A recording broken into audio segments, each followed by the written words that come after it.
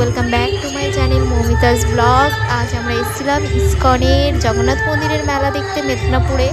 তো এখানে অনেক কিছু অনুষ্ঠান হচ্ছিল, প্লাস মেলার অনেক কিছু দোকান টোকান বসেছিল। এখানে অনেক ড্রেস সমস্ত কিছু এখানে পাওয়া যাচ্ছিল। তো আজ আমি আপনাদেরকে পুরো মেলাটা ঘুরিয়ে দেখাবো, তো চলুন দেখতে থাকুন।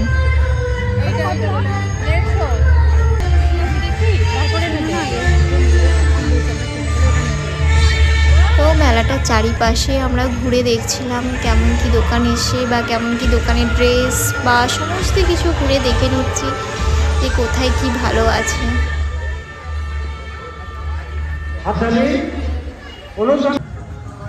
কোনটা লংটা হাজার 50 এই লংটা তো ভালো লাগছে।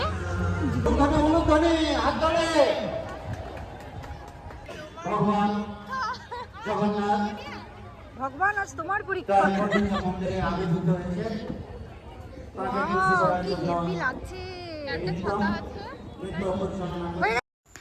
ঘোরাঘুরি করার পর আমাদের খিদে পেয়ে গেছিলো, তো আমরা কিছু পাচ্ছিলাম না সেরকম, মানে মনের মতন খাওয়ার। তো এখানে আমরা বাটার সুইট কর্ন অর্ডার দিয়ে দিয়েছিলাম।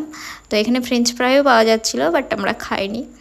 তো এখানে যে বাটার সুইট কর্নটা পাওয়া যাচ্ছিলো খুবই টেস্টি, মানে খুব ভালো লেগেছে, মানে এতটা আশা করিনি।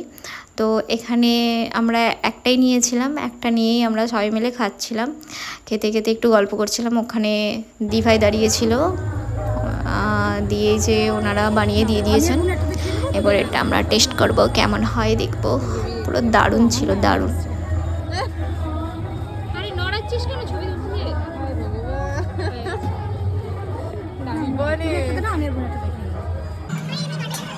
আমি ভিডিও করছিলাম বলে দিদি আমাকে খাইয়ে দিচ্ছিল, কারণ খেতে পাচ্ছিলাম না, খেতে খুব অসুবিধা হচ্ছিল।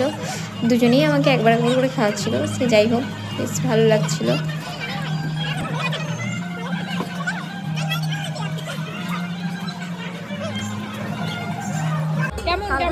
কেমন খেতে ভালো আর কেমন? হ্যাঁ, কখন যাবি? তো আমরা খাওয়া দাওয়ার পর এখানে কিছু জিনিস দেখছিলাম, যে এই যে হ্যান্ড ওয়াশিংয়ের যে কন্টেনারটা, তো এটা আমাদের খুব ভালো লেগেছিল। কিন্তু এটার একটাই মানে ফল্ট বেরিয়েছে, এটা মানে আমরা কিছুতে খুলতে পারছিলাম না। প্লাস যারা হচ্ছে মানে যারা নিয়ে এসেছিলেন তারাও হচ্ছে খুলে আমাদেরকে দেখাতে পারছিল না। তো আমরা এটা কিভাবে ইউজ করব সেটাই বুঝতে পারছিলাম না। সো তারপর ওরা ঠিক করছিল, তখন আমি এখানে যে কিউট টেডিগুলো একটু দেখছিলাম। টেডি না, মানে ওই রিং টাইপের এরকম দেখছিলাম। যাই হোক, তো এখানে ওনারা যা হোক করে একবার খুললেন, কিন্তু ওটা মানে লক করা যাচ্ছিল না। সে যাই হোক, ওখানে আর ওটা নিয়ে একটা ফ্লাওয়ার ভাস নিয়ে চলে এসেছিলাম। তো এখানে আমরা চারিদিকটা ঘুরে দেখলাম যে এখানে প্রসাদ দেওয়া হচ্ছে, খিচুড়ি প্রসাদ। তো এখানে আমরা খিচুড়ি নিয়ে নিয়েছিলাম। এই প্রসাদটা খুবই টেস্টি ছিল। যাই হোক, ঠাকুরের প্রসাদে এমনিতেই টেস্ট হয়, তো খুবই ভালো লাগছিলো খেতে। খাওয়ার পর আমরা আবার মেলার মধ্যে ঢুকে গেছিলাম। ঠিক আছে, এবার ভাবলাম যে একটু কিছু ইয়াররিং কিছু কিনি। তারপর এখানে ইয়াররিংয়ের দোকানে চলে এসেছিলাম। তো এখানে অনেক কিছু ভালো লেগেছিলো, কিন্তু এক্সেসিভ দাম ছিল, মানে এক্সেসিভ। যাই হোক, মেলাতে তো এরকম দাম হবে। তো এখানে কিছু জিনিস কেনা হয়েছে। তারপরে এখানে আসলাম আমরা গাছ কিনতে, বাড়ির জন্য কিছু গাছ নিয়ে যাব। তো এখানে কিছু গাছ কিনেছি যেগুলো আমাদের পছন্দ হয়েছিল। সব রকম গাছই ছিল, বাট আমাদের যেগুলো পছন্দ সেগুলোই কিছু কম করে নিয়েছিলাম।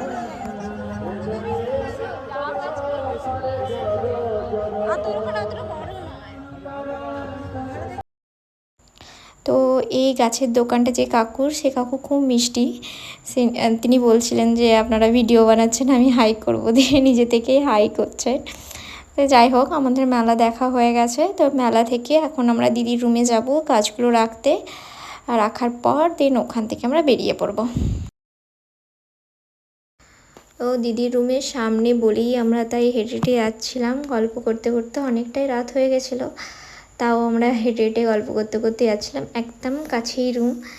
আর অনেক কিছুই খাওয়া দাওয়া হয়েছিল, যেগুলো দেখানো হয়নি, পসিবল হয়নি আপনাদের সামনে, মানে ভিডিও করতেই ভুলে গেছিলাম। যাই হোক, ফার্স্ট ভিডিও করছি, যাই হোক আর কি করা যাবে।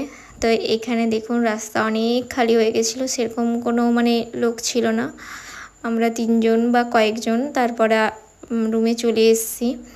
রুমে চলে আসার পর এখানে গাছগুলোকে বের করিয়ে নেওয়া হচ্ছে। এরা দুজনেই গাছ কিনেছিল, তো কার কোনটা গাছ দেখে নিচ্ছে। দেখে নেওয়ার পর আমরা হচ্ছে টোটো ধরে আমরা যেখানে থাকি সেখানে আমাদের ডেস্টিনেশনে চলে আসছি।